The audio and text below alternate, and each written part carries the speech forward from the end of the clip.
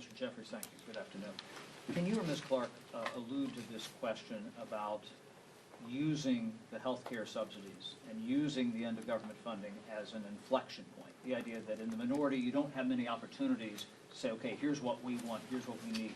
Can you talk about using that, and is there concern about pain that's being inflicted on federal workers here, because there's like, this is the strategy that we've chosen? No, our position is not about strategy. Mike Johnson and the Republicans keep talking about strategy. What we're focused on as Democrats is making a difference in the lives of the American people. Because the American people deserve better than what they've gotten from Donald Trump and extreme MAGA Republicans who haven't made their life better. They've made their life worse. Their life has become more expensive. And now because of the Republican health care crisis, that includes the largest cut to Medicaid in American history, hospitals, nursing homes, and community-based health centers closing all across America, including possibly dozens in Alabama, as was announced earlier this week. And now because of their refusal to extend the Affordable Care Act tax credits, tens of millions of Americans are about to experience dramatically increased health care costs that will medically bankrupt them or prevent these Americans from being able to go see a doctor when they need one. These are real life consequences of extreme Republican policies. That's what this moment is all about. And as Democrats, we're going to continue to stand with hard-working federal employees who've been under assault by Donald Trump and his administration since January 20th of this year, prior to the start of the Trump Republican shutdown. More than 200,000 federal employees had already been forced off the job by Donald Trump. That's before the shutdown. So it's unfortunate that Trump and the Republicans have chosen to use their own shutdown to further hurt the American people.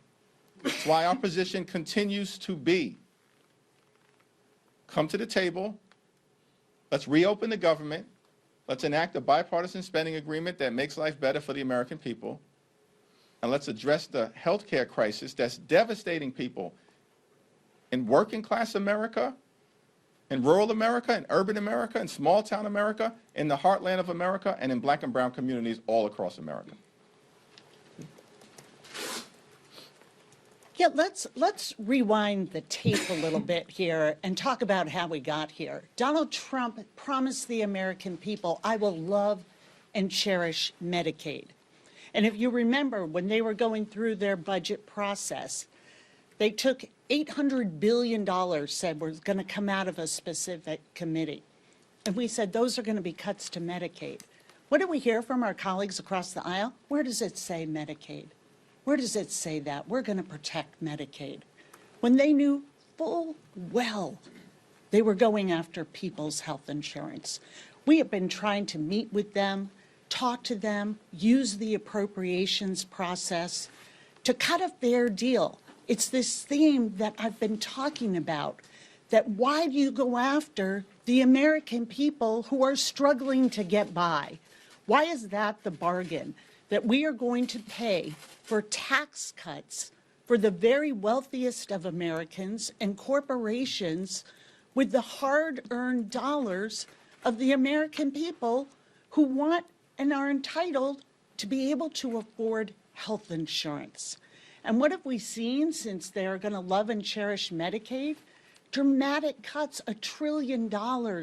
15 million people at risk of losing health insurance, $500 billion out of Medicare, these cuts to the ACA, taking away the tax credits that keeps premiums affordable for people, and all for what?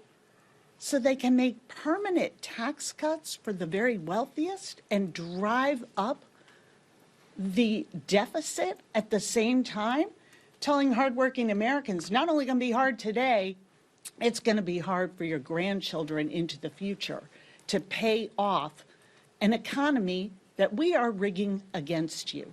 That's the message to the American people. And Democrats are saying, by rejecting their CR, enough is enough. Enough is enough. We cannot go along with this extreme agenda. And their choice was to cancel even coming to Congress leading up to the date of the shutdown. They have chosen this shutdown, and they continue to make it punitive to federal workers in a way that I've never seen any administration do.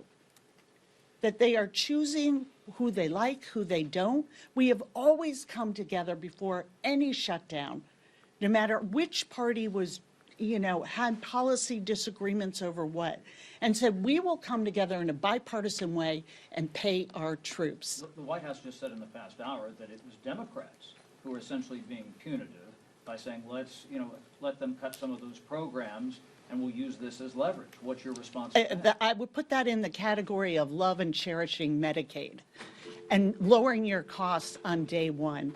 It's an outrageous, they have been attacking federal workers. Their goal was to inflict trauma.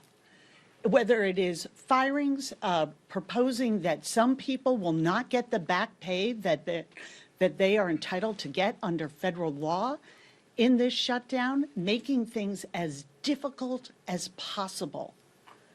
I mean, the way they have treated workers, whether they're federal workers or hardworking people in our community who are trying to provide for their families and are struggling to do that, it is just a let them eat cake moment. You just fend for yourselves, because we'll tell you who we're working for. Those who already have great wealth and power, full stop. So they can say whatever they want. They can issue and try and spin the context. Federal workers know who's on their side. And working people in this country are watching what is happening and watching them put them last. You get in line. Your tax credits that help you pay for insurance premiums, those expire. Those for the very wealthiest, we're making those permanent in the very same month, in the month of December. It is outrageous. And the fact that they aren't even showing up, you don't even show up to do your job, is something that it is no wonder that the American people are showing up and 7 million strong at rallies on Saturdays, but also showing up in poll after poll saying, this doesn't work for me. The system was already rigged against me, and now it's getting worse due to your policies. So they should really look in the mirror. And if they've decided that cutting people's health insurance in order to give the wealthiest people in this country a tax break is a bad policy, we are here to meet with them and talk about how we can undo this. Let's put the people back into the proposition here and end this shutdown.